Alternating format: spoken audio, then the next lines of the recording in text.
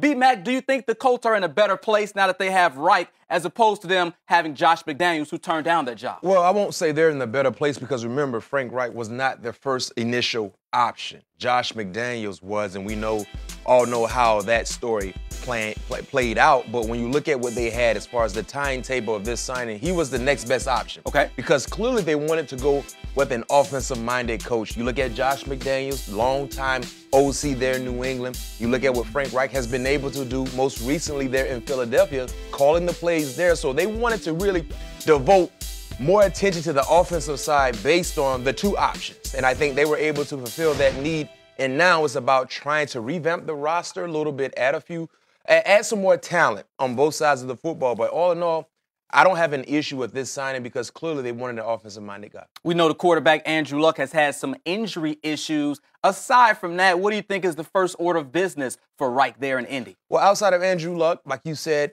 surrounding him with some stars. Take a page from the Philadelphia Eagles.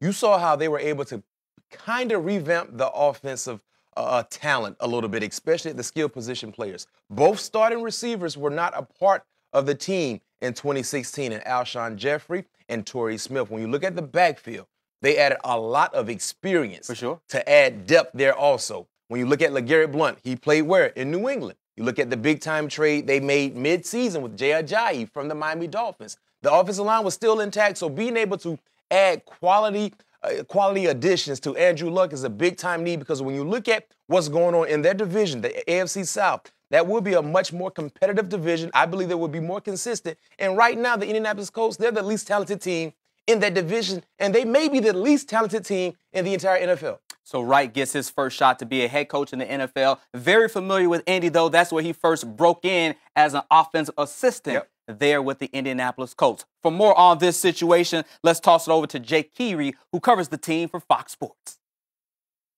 The question for that is interesting because I think the answers would be different inside the building at 56th Street in Indianapolis and outside the building.